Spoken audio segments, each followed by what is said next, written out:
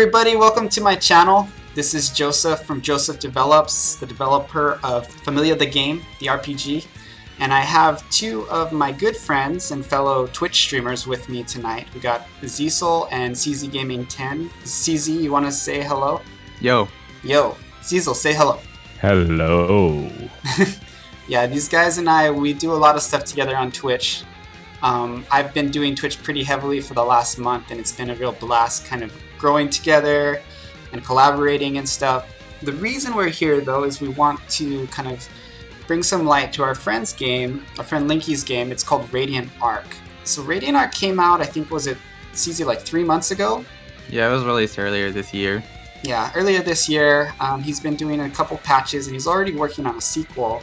Everybody knows who is a dev like me that the majority of the games that get started don't get finished. And I totally understand that now, as I'm kind of in like the 60th percent phase of my game. So for Linky, just finishing a game is a crazy, huge accomplishment. Something that I have not yet achieved even myself. I just really applaud that alone. But beyond that, the game's actually really good. I played about half the game so far, and I really have enjoyed it, but I know the entire story because I've watched several streamers play it at this point. CZ's played through the entire game. Zisel's been playing the game. I'd say he's probably about 20% the way through right now. Would you say so, CZ? Yeah, about. Yeah, about 20%. So he's probably watched some of it too, so he has a little bit to say about it. So first off, I just want to talk about the requirements of the game, because Radiant Arc is actually pretty heavy on requirements. It requires a lot of features. So when you create lots of features and you create a lot of really like vivid imagery in your game, a lot of customized art, it's going to make the game run slower. And I know that from my experience as a dev. And it is a beautiful game. We have several friends who have played it. Some of them it hasn't run perfectly, but everybody's been able to get it to run. So if you have a super old computer, you most likely can play it. But you just gotta make sure that you're okay with it slowing down here and there. The first thing I want to talk about is gameplay. What do you find interesting about the battle system? The battle system in particular, what sticks out about it is the fact that it kind of harkens back to that of the older Final Fantasies, with the fact that it has like an ATB bar, but it's also a combination of a weight bar when you fill your meters and everything. As well as it pertains to just the general gameplay, the characters and their archetypes kind of have all sort of different builds and everything, which you can play around with, and everything just kind of meshes together really well. It's very customizable, and I really enjoy that. Yeah, the game has a pretty good roster of characters, and I want to say, as somebody who's making one myself, one thing that I've been extremely impressed with about the game is the balance. Now, even for high-grade RPGs that are made by like billion-dollar companies, they struggle with keeping their game balanced.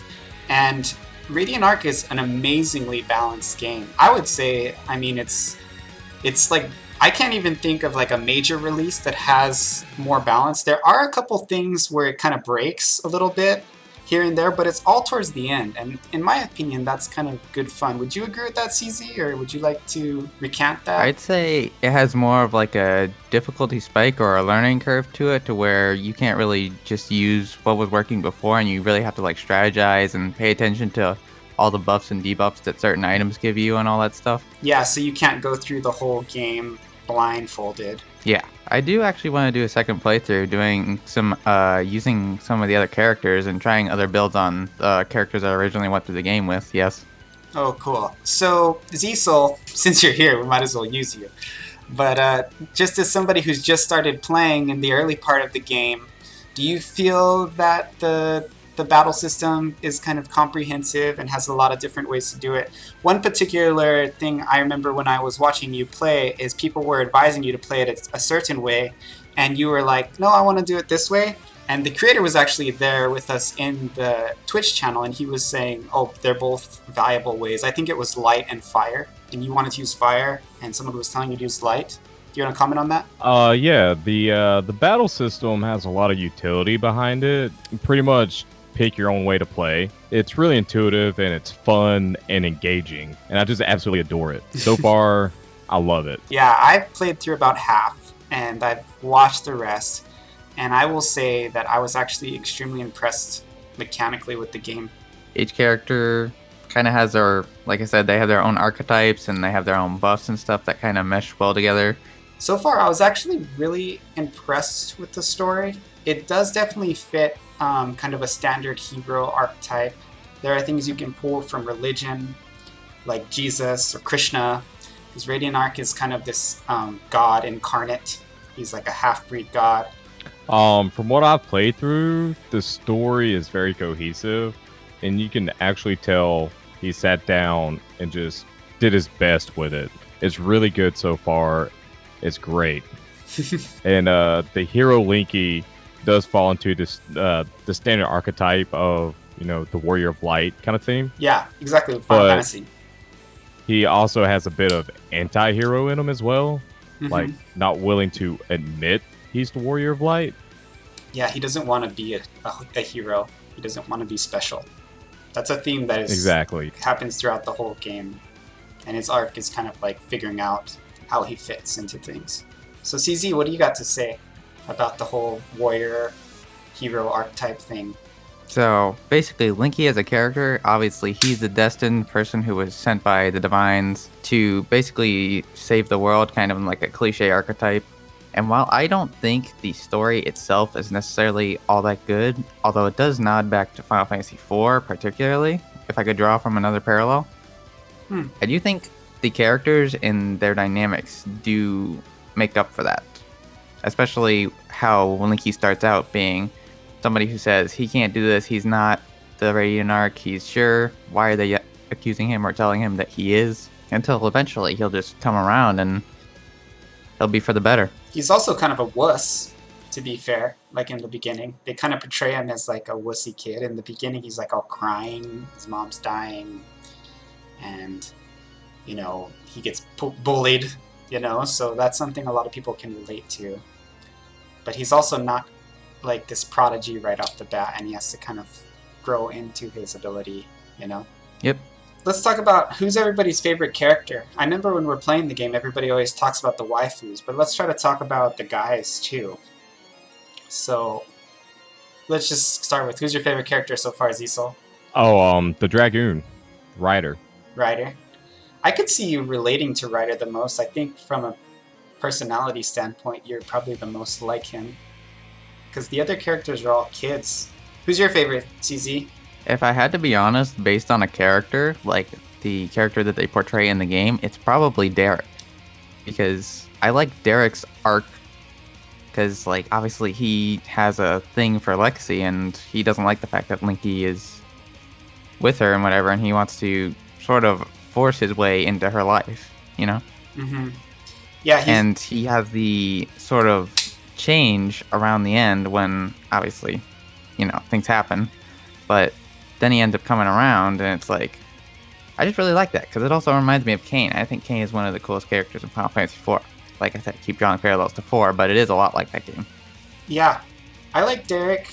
I think if I was to pick a character that I resonate with, it would probably be the pervy bard. I mean, I'd say the thing I like most about the characters is the fact that how obviously they go all on this adventure and they're joining each other. The more time they spend around each other, they get to know each other. They start to form their own relationships. You start to figure out everybody's quirks and who those people really are, their past, whether they be dark or whatever have you. Yeah, But I think the cast they're is very really, unique. Yeah.